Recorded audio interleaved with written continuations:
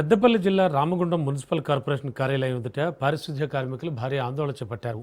విధులు బహిష్కరించి నిరసనకు దిగిన కార్మికులు తీవ్ర ఎండల్లో పనిచేసేందుకు కనీస సౌకర్యాలు కూడా కల్పించడం లేదని ఆరోపించారు. పనివేళల్లో మార్పులు చేయకపోవడంతో వడదెబ్బలు, ఆరోగ్య సమస్యలు ఎదుర్కొంటున్నామని వాపోయారు. అదనపు కలెక్టర్, కార్పొరేషన్ కమిషనర్ అరుణశ్రీ తమపై అధిక పని ఒత్తిడి పెడుతున్నారని ఆరోపించారు.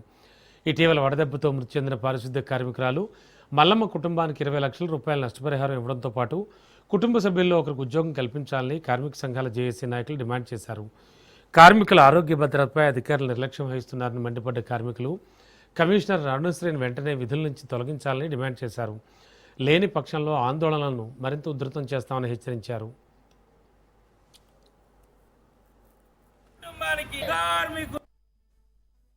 రామగుండం మున్సిపల్ కార్పొరేషన్లో కాంట్రాక్టు పారిశుద్ధ కార్మికులుగా విధులు నిర్వహిస్తూ ఈ నెల 23వ తేదీన వడదెబ్బతో మృతి చెందినటువంటి గాజనవేణి మల్లమ్మ చనిపోవడం జరిగింది.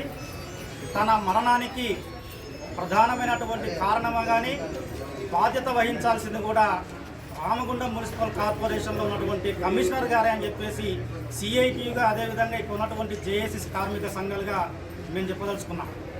ఎందుకు అనంటే కార్మికుల మీద ఉక్కుపాదం మోపి పని వేళలు అనేది లేకుండా 46 నుంచి 48 డిగ్రీల ఉష్ణోగ్రత ఉన్నప్పటికీ వాళ్లకు రక్షణ కల్పించాల్సినటువంటి కనీస బాధ్యత ఉన్నప్పటికీ కూడా ఆ బాధ్యతను మరిచి ఈరోజు గొడ్డుల్లాగా పనిచేయించేటువంటి పరిస్థితులలోనే ఈరోజు మల్లమ్మ వడదెబ్బతో చనిపోయింది.